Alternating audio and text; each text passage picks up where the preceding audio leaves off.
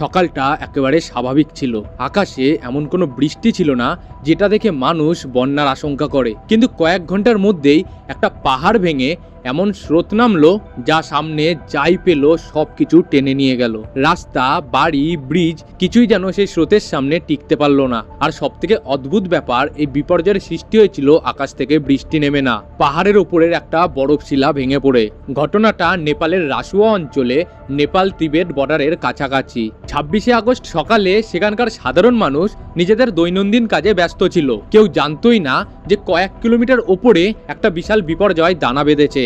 প্রায় সকাল 8:37 একটা সিসমিক সিগন্যাল রেকর্ড হয়। প্রথমে সেটাকে ভূমিকম্প বলে মনে করা হয়েছিল, কিন্তু পরে বিজ্ঞানীরা সেই সিগন্যালটাকে আরো ভালো করে বিশ্লেষণ করেন। আর ঠিক তখনই সামনে আসে অন্য একটা সম্ভাবনা। মাটির নিচে কিছু নড়েনি, নড়েছিল পাহাড়ের ওপরের পাথর আর একটা বরফের বিশাল অংশ। স্যাটেলাইট ইমেজারিতেও দেখা যায় যে প্রায় 5200 মিটার উচ্চতাতে একটা গ্লেসিয়ারের নিচের অংশ ভেঙে নেমে এসেছে, আর সেটা পাহাড়ের মাঝপথেও থামেনি। প্রায় 1200 মিটার নিচে পাহাড়ের ভ্যালি ফ্লোরে ধেয়ে এসেছে সেই বিশাল মাঠ। নামার সময় বরফের সাথে পাথর আর মাটিও মিশে যেতে থাকে, ফলে সেটা আর শুধু বরফের ধস থাকেনি, তৈরি হয়েছিল একটা বিশাল ডেব্রিস ফ্লো। আর পাহাড় থেকে নামার সময় সেই স্রোত যত নিচে এসেছে ততই তার সঙ্গে নতুন মাটি আর পাথর যোগ হয়েছে। ভাবুন তো একবার, ওপর থেকে কয়েক টন বরফ নামছে, আর পথে সেটার সঙ্গে মিশেছে বিশাল পরিমাণে রক আর সেডিমেন্ট। তারপর পুরো জিনিসটা ছুটে আসছে একটা সরু ভ্যালি দিয়ে।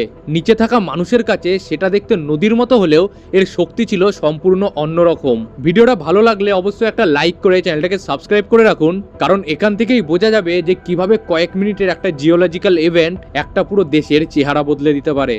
পাহাড়ি এলাকার একটা নদী সাধারণত একটা নির্দিষ্ট চ্যানেল ধরে চলে, কিন্তু ডেব্রিস ফ্লোর স্বভাব একদম আলাদা। এর মধ্যে জল, কাদা, পাথর, বরফ সবকিছু একসঙ্গে থাকে, ফলে স্রোত শুধু সামনে এগোয় না, নিজের সঙ্গে জিনিসপত্রও টেনে নিয়ে যায়। রাসুয়াতেও ঠিক সেটাই ঘটেছিল। পাহাড় থেকে নেমে আসা সেই মাছ নিচের দিকে এগোতে শুরু করলো, আর যত নিচে নামে তত বড় হতে থাকে তার ধ্বংস ক্ষমতা, কারণ পথে পড়ে থাকা মাটি আর পাথরও তার সঙ্গে যোগ হচ্ছিল। একটা ছোট ধস তাই ধীরে ধীরে বিশাল একটা ডেব্রিস ফ্লোয়ে পরিণত হতে পারে। এটাই পাহাড়ি দুর্যোগের একটা ভয়ঙ্কর বৈশিষ্ট্য। বিপদটা যেখানে শুরু হয়, ধ্বংসটা কিন্তু তার থেকে অনেক দূরে গিয়েও শেষ হতে পারে। আর এখানে আরো একটা অদ্ভুত বিষয় ছিল। মানুষ সাধারণত ফ্ল্যাশ ফ্লুড শুনলে প্রথমে এই ভারী বৃষ্টির কথা ভাবে, কিন্তু এই ঘটনায় বৃষ্টি কিন্তু মূল গল্প ছিল না। মূল গল্প ছিল পাহাড়ের উপর জমে থাকা বরফ, রক আর আনস্টেবল টেরাইন। একটা অংশ ভেঙে নিচে পড়তেই সেই শক্তি ভ্যালির দিকে ছড়িয়ে পড়ে। সিসমিক সিগন্যালটা তাই প্রথমে মানুষকে ভুল ধারণা দিতে পারত, কারণ ভূমিকম্পর মতোই একটা সিগন্যাল পাওয়া গেছিল, কিন্তু পরে বিশ্লেষণ করলে বোঝা যায় যে সেটার উৎস আসলে কোল্যাপস এবং ডেব্রিস মুভমেন্টের সঙ্গে সম্পর্কিত হতে পারে। অর্থাৎ বিপদটা মাটির নিচ থেকে আসেনি, বিপদটা এসেছিল পাহাড়ের ওপর থেকে।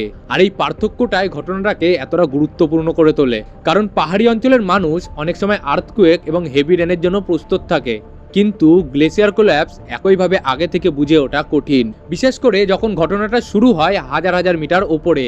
নিচের মানুষ তখন স্বাভাবিক জীবনযাপন করছে, অথচ তাদের মাথার উপরে পাহাড়ের বিশাল একটা অংশ দুর্বল হয়ে পড়ছিল। তারপর একটা মুহূর্তে তার ভারসাম্য নষ্ট হয়ে যায়, আর তখন আর থামার সুযোগ থাকে না। বরফ ভাঙে, পাথর ছুটে আসে, মাটি তার সঙ্গে মিশে যায়, আর সবকিছু মিলে তৈরি হয় সেই দ্রুতগামী ডেব্রিস ফ্লো।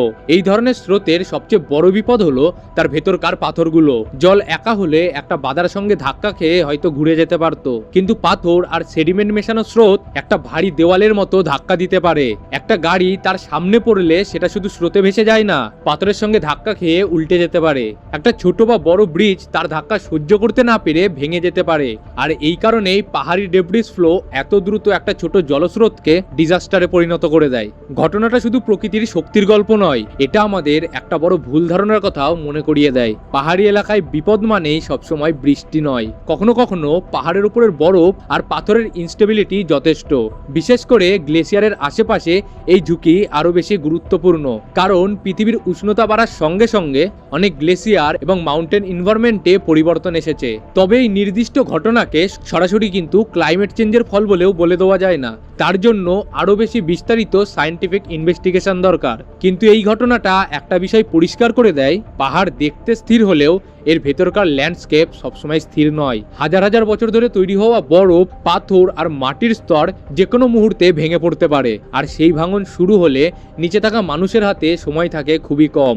রাসুয়ার এই ঘটনায় কয়েক মিনিটের মধ্যেই পুরো পরিস্থিতি একদম ভয়ঙ্কর হয়ে যায়। যেই জায়গায় মানুষ স্বাভাবিকভাবে চলাফেরা করছিল সেইখানে হঠাৎ করে চলে আসে ধ্বংসস্তূপ আর বিশাল জলের স্রোত। রাস্তা আর নদীর চ্যানেলের মধ্যে পার্থক্য যেন তখন মুছে যায়। স্রোত নিজের জন্য নতুন পথ তৈরি করতে থাকে, আর সেই পথের সামনে থাকা কাঠামোগুলো একে একে বিপদের মধ্যে পড়ে। এখানেই স্যাটেলাইট ইমেজারি বিজ্ঞানীদের জন্য অত্যন্ত গুরুত্বপূর্ণ হয়ে ওঠে, কারণ ঘটনাটা চোখের সামনে দেখা না গেলেও স্যাটেলাইট থেকে আগে এবং পরে এলাকার ছবি মিশিয়ে বোঝা যায় যে কোথা থেকে কোল্যাপসটা শুরু হয়েছিল, কোন অংশটা গ্লেসিয়ারের ছিল, কোথা থেকে রক যুক্ত হয়েছে, আর ডেব্রিস কিভাবে ভ্যালির দিকে নেমেছে, এসবও বিশ্লেষণ করা সম্ভব হয়। অর্থাৎ কয়েক মিনিটের ডিজাস্টারের পর বিজ্ঞানীরা যেন ছবির টুকরো জোড়া লাগিয়ে পুরো ঘটনাটা আর একবার দেখে, আর সেই রিকনস্ট্রাকশন থেকেই বোঝা যায় যে প্রথমে কি ভেঙেছিল, তারপর কিভাবে সেটা নিচে নেমে এসেছিল, আর কেন তার ধ্বংসের পরিমাণ এতটা বেশি হয়েছিল।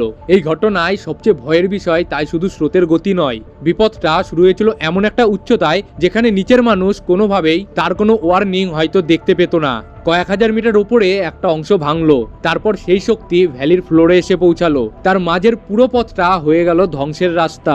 একটা পাহাড়ের ছোট অংশকে আমরা দূর থেকে হয়তো বরফের ধস বলে ভাবতে পারি, কিন্তু সেই বরফ যখন রক আর সেডিমেন্টের সঙ্গে মিশে যায় তখন তার চরিত্রই সম্পূর্ণ বদলে যায়। তখন সেটা শুধু আর স্নো বা আইস নয়, সেটা হয়ে যায় চলন্ত পাথর, কাদা, বরফ আর জলের একটা বিশাল মাস। আর রাসুয়ার এই সকাল আমাদের দেখিয়ে দিল যে প্রকৃতির সবথেকে ভয়ঙ্কর রূপটা অনেক সময় মেঘের আড়াল থেকে আসে না। কখনো কখনো আকাশ পরিষ্কার থাকে, মানুষ নিজের দৈনন্দিন কাজ করে যায়, আর কয়েক হাজার মিটার উপরে একটা পাথর ভেঙে পড়ে, যার পরিণতি নিচের পুরো পৃথিবীকে আর মানুষের জীবনকে কয়েক মিনিটের মধ্যে বদলে দিতে পারে। আজকের ভিডিওটা এতটাই।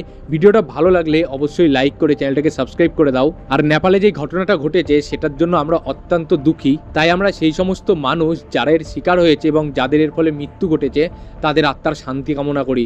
দেখা হচ্ছে আর একটা নতুন আকর্ষণীয় ঘটনা নিয়ে। ততক্ষণের জন্য নিজের খেয়াল রাখবেন। ধন্যবাদ।